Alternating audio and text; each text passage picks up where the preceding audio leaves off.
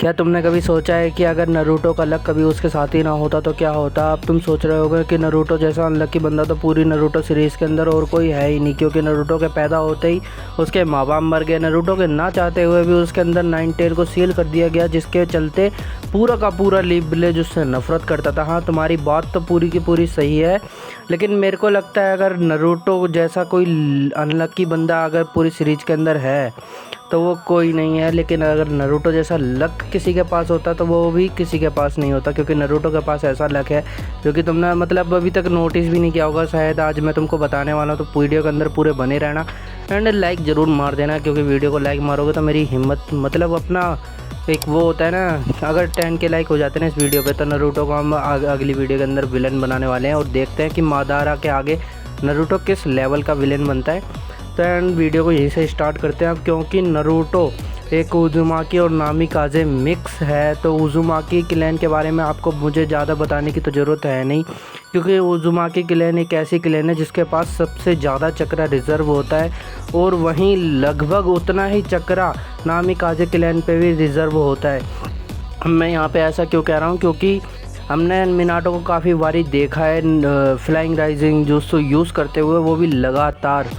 जहाँ तक आपको पता होगा कि फ्लाइंग जुत्सु कितना ही ज़्यादा चक्रा अब्जॉर्ब करता है एक बार यूज़ करने के लिए, लेकिन वही मिनाटो उसको बार बार यूज़ कर सकता था। हमने सीरीज़ के अंदर देखा है तो मिनाटो मतलब उसके पास इतना ज़्यादा चक्रा था, फ्लाई राइजिंग जैसे जुत्सु को बार बार यूज़ कर पा रहा था। ऊपर से फिर नरूटो के अंदर नाइन टेल का जिंजुरोकी उसको बना दिया गया। नाइन टेल का जिंजुरोकी बनने के बाद नरूटो के अंदर इतना ज़्यादा चक्रा मतलब आ गया, इतना ज़्यादा चक्रा उस पर रिजर्व हो गया कि उसको कभी फिक्र करने की ज़रूरत ही नहीं थी कि उसके पास चक्रा उसका ख़त्म होगा। मेरे को तो लगता भी नहीं है कि सीरीज़ के अंदर कभी उसका चक्रा पूरी तरीके से ख़त्म भी किया होगा। कहीं पे एक दो जगह है जहाँ काशी के साथ उनने ट्रेनिंग करी थी, वहाँ पे नारुतो का चक्रा ख़त्म होता है, लेकिन वहाँ पे आप सोचो कि एक पेड़ के ऊपर कितनी पत्तियाँ होती हैं कि उतने शैडो क्लोन्स बना रखे थे, और जब जाके उसका चक्रा ख़त्म हुआ था। वहीं अगर हम देखें तो तोबिरामा भी सिर्फ अपने 2 ही शैडो क्लोन बना सकता था, जहाँ तक आपको पता होगा।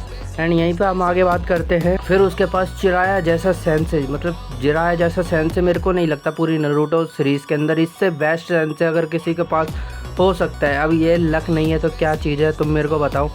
एंड वहीं हम जानते हैं जिराया ने जितने भी अपने स्टूडेंट्स को मतलब ट्रेनिंग दी है ना, मतलब सारे के सारे चलते फिरते पावर बैंक थे।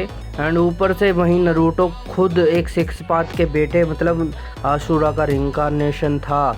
फिर खुद सिक्स पाथ ने नारुतो को आके सिक्स पाथ का चक्रा दिया था। अब यहाँ पे आप उसको मतलब लक देखो यार, खुद सिक्स पाथ का सेज आके उसको नारुतो को सिक्स पाथ का चक्रा दे रहा है।